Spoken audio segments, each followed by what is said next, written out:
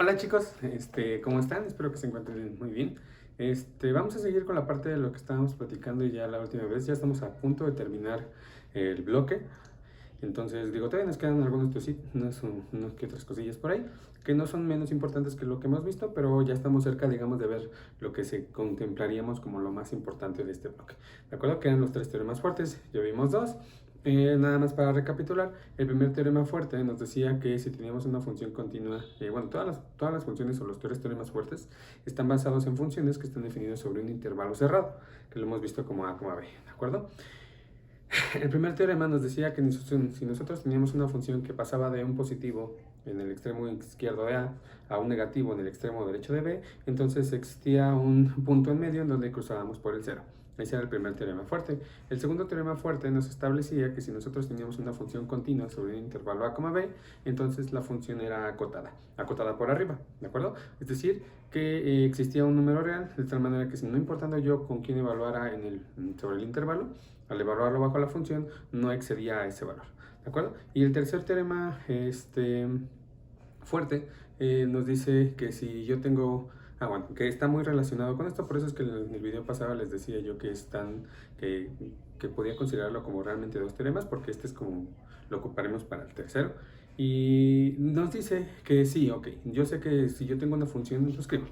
Yo sé que si tengo una función definida sobre un intervalo A, B, o sea, si es una función definida sobre un intervalo A, B a los reales, un intervalo cerrado, y esta función es continua, entonces sabemos que existe un valor en el cual justamente no pasa, ¿de acuerdo? O sea, nosotros sabemos que si la función está definida sobre un intervalo A, B, existe un número real, ¿de acuerdo? Que creo que en aquel entonces le llamábamos K, de tal manera que cuando nosotros graficáramos la función, o sea, si aquí dibujamos la gráfica de la función f, nosotros dibujamos la gráfica, ninguno de los valores, cuando yo evalúe con cualquier x, ninguna de las f de x, o sea, ninguna de estas alturas va a superar a esta línea, ¿de acuerdo? Es lo que decía el segundo teorema.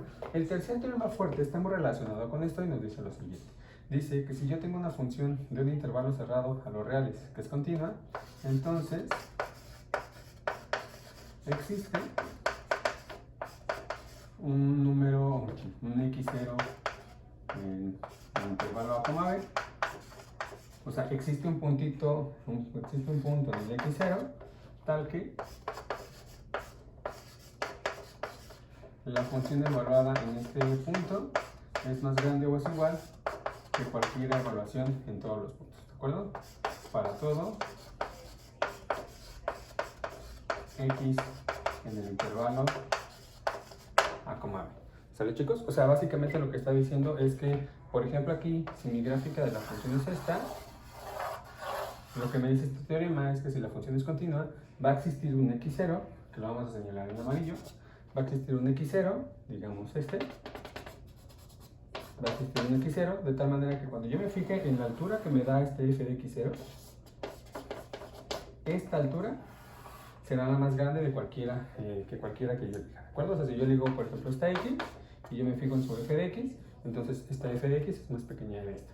Que si yo me fijo en una x que está por acá y calculo su f de x, pues es que este f de x pues, es más pequeño que esto amarillo. Básicamente es lo que nos está diciendo el tercer teorema. ¿De acuerdo, chicos? Y pues bueno, esa parte es lo que vamos a demostrar el día de hoy.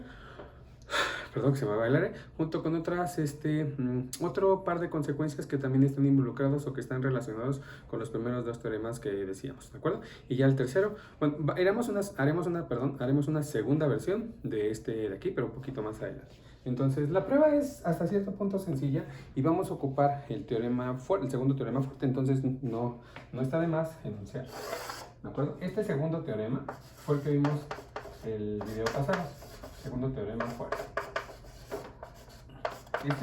Ya lo probamos, entonces ya lo voy a poder ocupar y nos dice que si yo tengo una función que está definida sobre un intervalo A, B a los reales y es continua, entonces existe un número real tal que la f de x es más pequeño o es igual que este k sin importar la X que yo elija en el intervalo A, digo, aquí ya lo habíamos platicado un poco, pero lo anuncio de vuelta porque lo vamos a ocupar. ¿De acuerdo, chicos? Entonces voy a hacer aquí una pequeña división y vamos a intentar hacer la prueba. Ok, entonces va la prueba. Una sugerencia antes de continuar. Recuerden que siempre les digo que ustedes traten de hacer las demostraciones. Entonces, si al principio esta demostración, que no es difícil, no les queda del todo clara,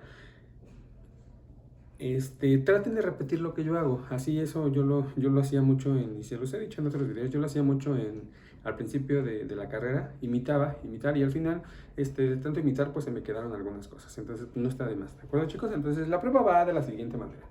Yo quiero probar que existe un punto en el cual la f de x0 es mayor o igual que esta parte. ¿De acuerdo? Entonces, primero, como la función es continua, como f es continuo, o sea, yo tengo una función que va de un intervalo a, b a los reales.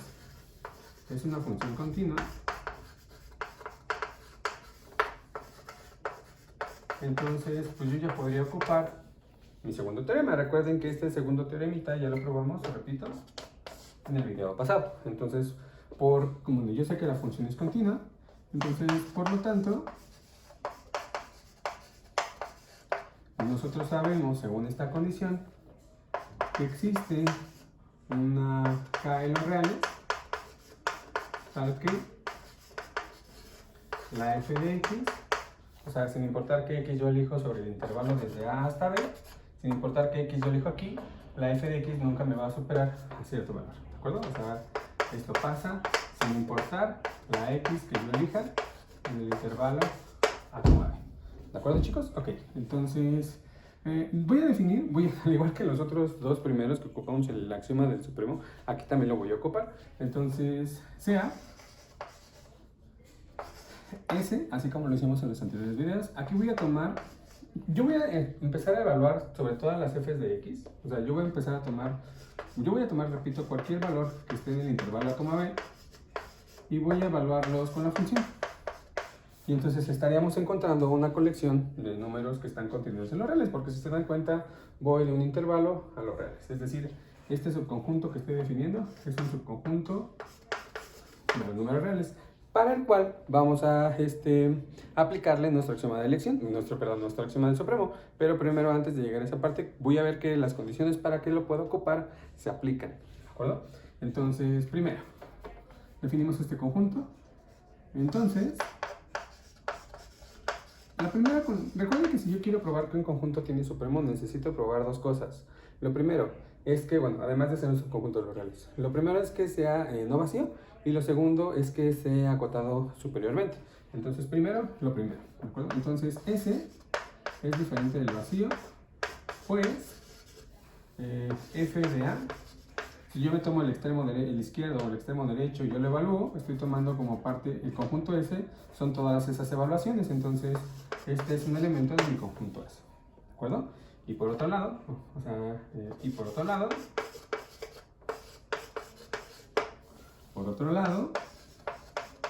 nosotros sabemos, según lo que nosotros dijimos aquí, estamos diciendo que sin importar la x que yo elija, aquí previamente habíamos quedado que sin importar la x que yo elija, la f de x siempre es menor o igual que acá. Eso significa que cada uno de estos elementos son menores que acá. ¿De acuerdo? Entonces, por otro lado, del segundo teorema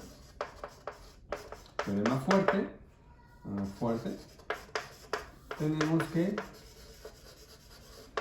S es un conjunto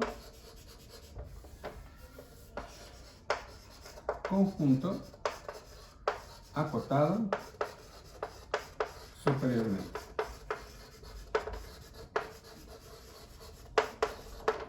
¿De acuerdo? Y esto es suficiente para poder establecer, por lo tanto, que mi conjunto S tiene supremo. Entonces es justamente lo que vamos a decir. Por tanto, el conjunto S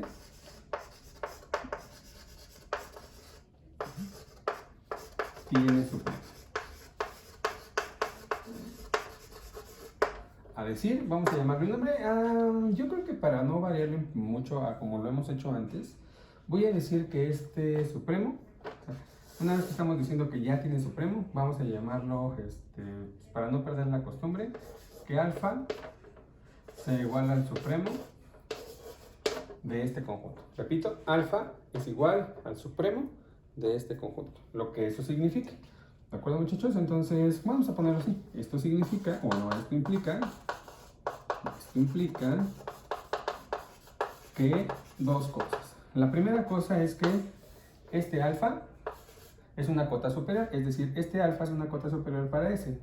Es decir, no solamente el K cumple cumple esto, sino este numerito que nosotros estamos diciendo que es el supremo, también lo cumple. ¿De acuerdo? O sea, este número es más pequeño, es más grande que todos estos. ¿De acuerdo? Y segundo, lo que significa es que si que alfa es la cota superior más pequeña.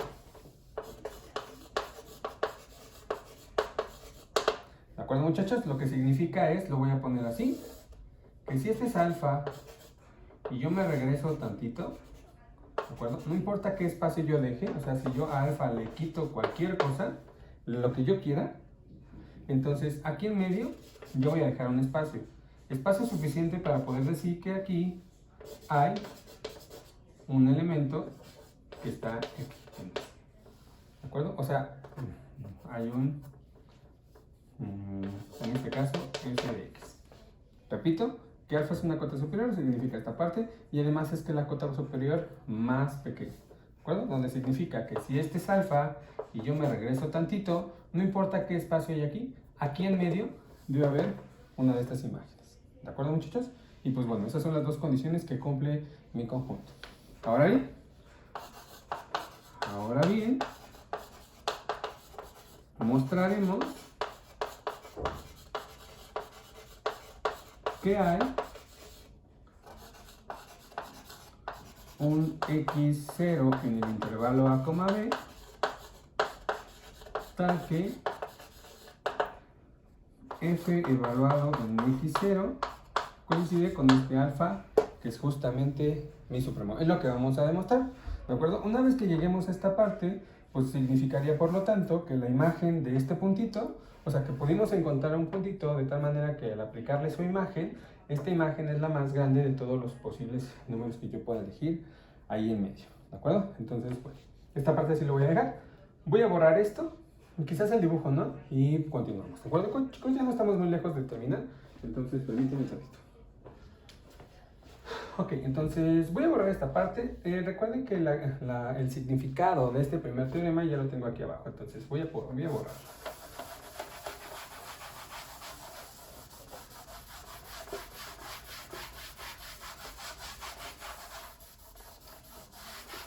Muy bien, el segundo teorema ya lo ocupé, entonces no creo que lo voy a volver a copiar. Vale, lo que vamos a hacer a continuación es el truco para poder probar que efectivamente este elemento pasa, ¿de acuerdo? Recuerden, esto es nuestro objetivo. Esta parte, esto que estoy señalando aquí, es mi objetivo. Es decir, lo que yo quiero ver es que, sí, yo sé que alfa es el supremo de S, el supremo de S son todas las imágenes, y en teoría lo que estoy haciendo es tomarme la más grande. Y lo único que estoy haciendo aquí es que asegurar que cuando yo elijo la más grande de todas esas, uno de esos elementos es justamente ese tamaño. ¿De acuerdo? Ok, entonces vamos a probar esta parte. Vamos a definir, bueno, supongamos que no. La manera como lo vamos a hacer es por contradicción. Es decir, ¿qué pasaría si esto no sucediera? La negación de esto, observen lo siguiente. Yo quiero mostrar que hay un x0 en el intervalo que cumple esta condición. Si yo lo quiero hacer por contradicción, tendría que negar esta parte. Entonces, ¿cómo niego la existencia de un elemento en un intervalo? La negación de que existe uno es que no existe ninguno, es decir, que ninguno de los elementos cumple esta condición, ¿de acuerdo? Entonces, vamos a hacerlo por contradicción. Supongamos que esto no pasa, es decir, que la imagen aplicada a para cualquier punto que yo elija en el intervalo a, b, la función a aplicarle ahí nunca será igual a ese elemento. acuerdo? Esta parte es importante porque es la base de nuestra contradicción. La voy a encerrar porque hay que tenerla muy presente. ¿De acuerdo? Esa parte es muy importante. Ok, ahora lo que vamos a hacer es lo siguiente. Vamos a definir una función. Definimos una función g y este es el truco para poder hacerlo. Bueno, para llegar a la contradicción. Voy a definir la siguiente función que va del intervalo a, b a los reales. Y la manera en que la define es la siguiente. Tal que la función aplicada a cualquier punto será igual a 1 sobre la función menos ese puntito. ¿De acuerdo? Y lo que vamos a hacer es, vamos a diseñar o vamos a ver qué características tiene esta función. Entonces, observemos,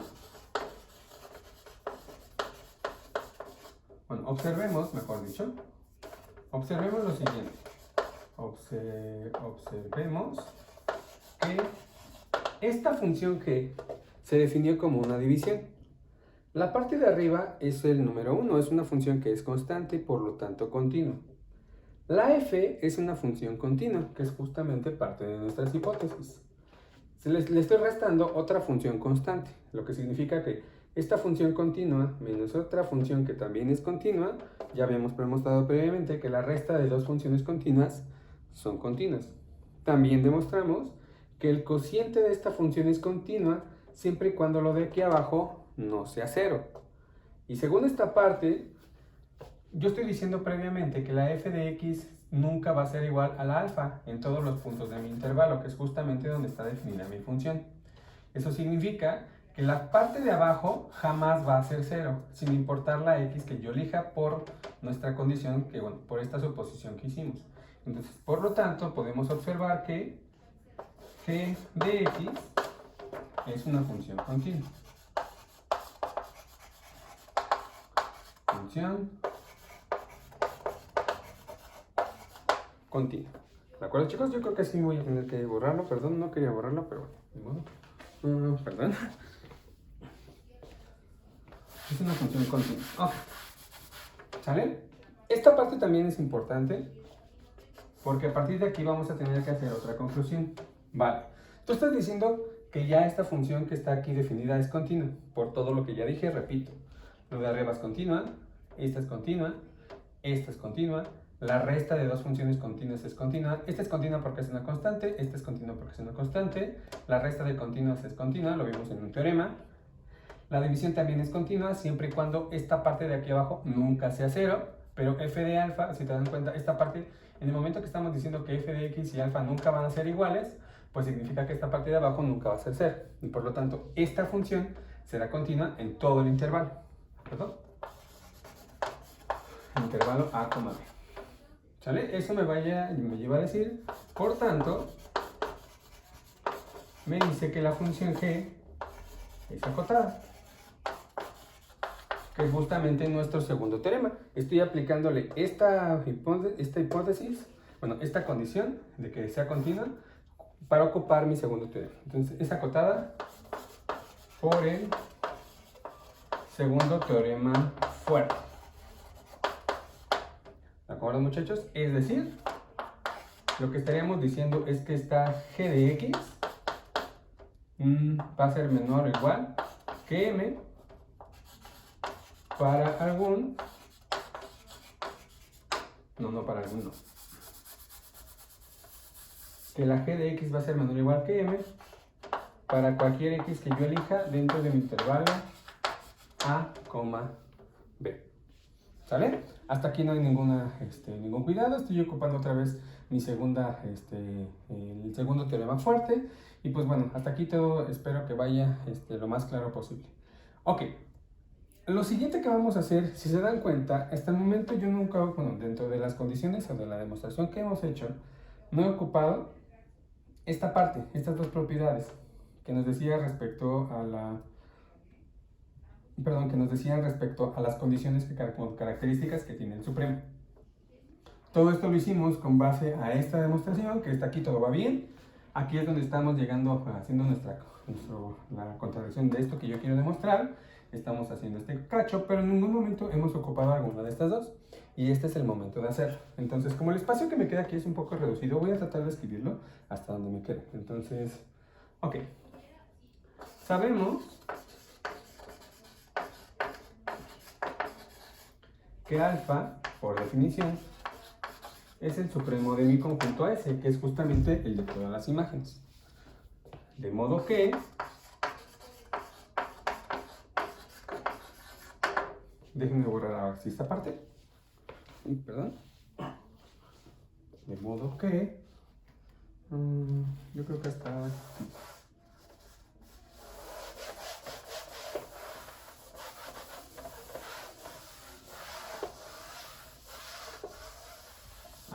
parte.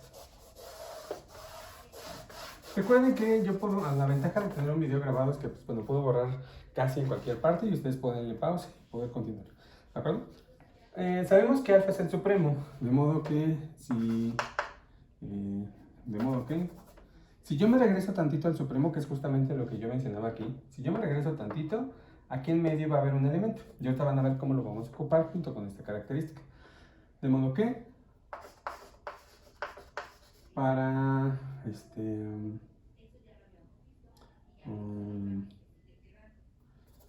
de modo que para epsilon igual a 1 sobre m más 1, donde esta m es justamente esta de aquí, y voy a ocupar esta parte,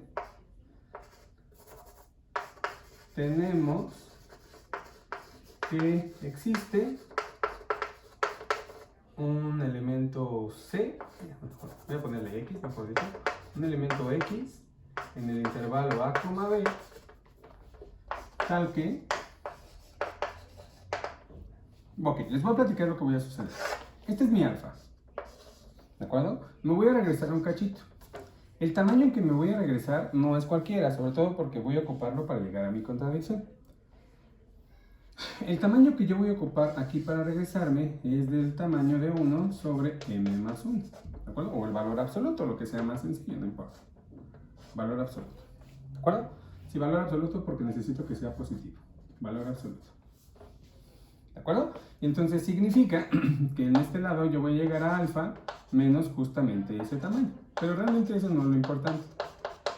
Lo importante es que si yo estoy diciendo que este es el supremo y yo me regreso tantito, entonces aquí en medio hay un elemento de la S, de mi conjunto de S. ¿De acuerdo? Ese elemento que yo estoy diciendo que es parte de mi conjunto S, si bien recordarán, el conjunto, bueno, el S era el conjunto de todas las imágenes. Significa que aquí hay un elemento de S, al cual te estoy llamando X1. Aquí hay un F de aplicado a algún elemento, ¿sale? Que es justamente lo que vamos a decir. Entonces tenemos que existe un X1 tal que alfa menos 1 entre el valor absoluto de m más 1 será menor que f de x1, y esto será menor o igual que el alfa. Bueno, igual no, porque habíamos quedado que no son iguales. ¿De acuerdo? De aquí se sigue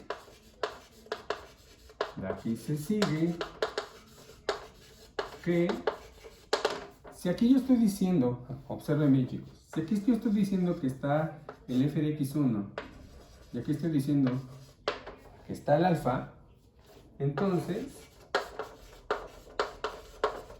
aquí estaríamos diciendo, por lo tanto, que la diferencia entre f de x1 menos este alfa, o sea, este cachito que está aquí señalando, que en el dibujito sería este cachito, pues sería más grande que todo esto. Perdón, sería más pequeño que todo esto. Entonces aquí estaríamos diciendo que esto es menor que 1 sobre el valor absoluto de m más 1. ¿De acuerdo? Y hasta ahí espero que todo vaya muy bien. Ok. Esta parte, lo que me llevaría a concluir, y me lo voy a tener que borrar.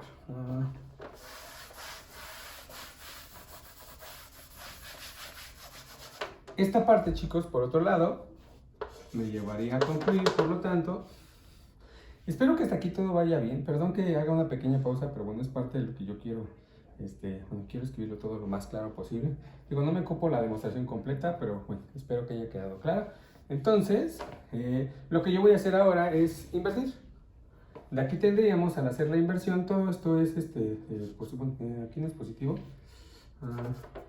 Déjenme cambiar aquí esta parte. Bueno, no cambia nada, realmente.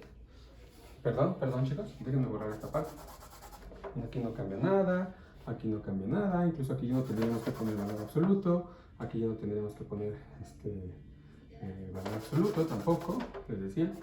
Déjenme borrar.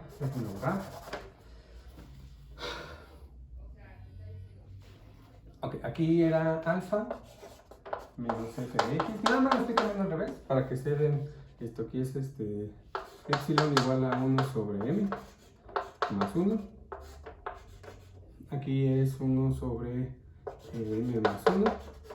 Aquí es alfa menos f de x1. O sea, sigue siendo este cachito, ¿de acuerdo? Alfa menos x1. ¿Qué más?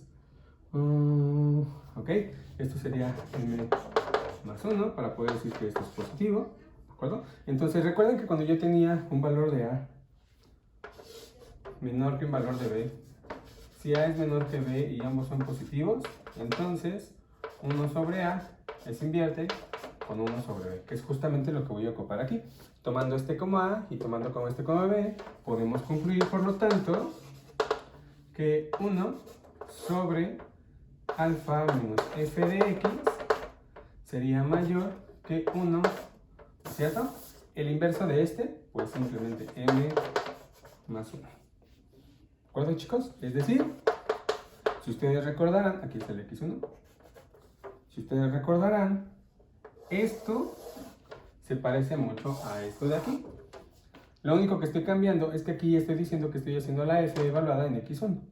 ¿De acuerdo? Pero aquí lo estoy haciendo en general. Eso significa que esta parte, pues es simplemente la función g aplicada en x1. Estoy diciendo que es mayor que m más 1. ¿De acuerdo? Donde se supone el x1 es un elemento del intervalo a, b. Y esto, si observan ustedes, nos lleva a una contradicción. ¿Por qué está la contradicción? Porque habíamos quedado que el g de alfa nunca excedía a la m. Y aquí estoy diciendo que, bueno, aquí estaba diciendo que la g en cualquier puntito nunca excedía de la m, sin importar punto que yo elija, mientras que aquí estoy diciendo que hay un punto donde lo supera, ¿no? Al final, aquí estoy diciendo es menor o igual que m siempre, y aquí estoy diciendo que g aplicado en x es mayor que m más 1, lo cual es justamente una contradicción. Por lo tanto, esta parte, toda la de contradicción se vino en base a suponer esto que era, bueno, nosotros queríamos demostrar esto, pero esta demostración vino de justamente esta condición, ¿de acuerdo? Por lo tanto, lo que significa es que toda esta construcción que hicimos y todo de aquí está basado en una afirmación falsa. Como todo esto está basado en una afirmación falsa, significa que esto no puede pasar. Por lo tanto, si esto no pasa, significa que esto sí pasa. Es un juego de palabras, ¿de acuerdo? Y ya con esto podríamos concluir. Por lo tanto, ya para terminar, voy a hacer una pequeña pausa aquí. Por lo tanto, existe un elemento en el intervalo a, b, tal que la función aplicada a ese elemento corresponde a alfa, donde alfa se supone era el supremo de mi conjunto S.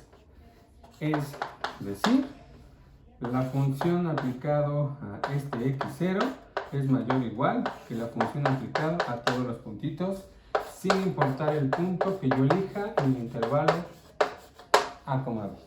¿De acuerdo, muchachos? Y pues bueno, esa parte es justamente nuestra prueba. Y perdón por esta parte que ahí se me fue, pero bueno, la demostración no cambia nada, nada más nos quedó incluso más bonita. Y es justamente lo que estamos diciendo. Hay un elemento que corresponde al supremo, es decir, el supremo ese era el conjunto de todas las imágenes. Yo tomaba cada uno de esos cachitos con la función cuando yo la evaluaba en la gráfica, tomaba el más grande de todos ellos y lo único que hicimos fue garantizar que efectivamente hay un elemento en donde eso se consigue. ¿De acuerdo, muchachos? Que es justamente el decir que es el más grande de todos. En el momento en que nosotros logramos la existencia dentro del conjunto, Lo que estamos de aquí es demostrando que, bueno, esa parte ya la vimos en el bloque pasado, la diferencia entre el supremo y un máximo, ¿de acuerdo? Es decir, lo que nosotros demostramos aquí es que la función alcanza un máximo, o sea, alcanza un valor más alto dentro de todo el intervalo A, ¿de acuerdo? Y eso finaliza nuestra demostración. Vale, chicos, espero que haya quedado claro. Repito, perdón por esta parte donde me confundí, donde le puse valor absoluto, no era necesario, lo demás sigue cuadrando y cumpliéndose exactamente igual, ¿de acuerdo? Entonces aquí le voy a dejar el video. En el siguiente vamos a ver consecuencias de este primero, segundo y tercer telemita, otras versiones, o cómo se lo pueden ocupar, o cómo lo pueden encontrar, etcétera, ¿de acuerdo? Entonces aquí le voy a dejar y ahorita nos vemos.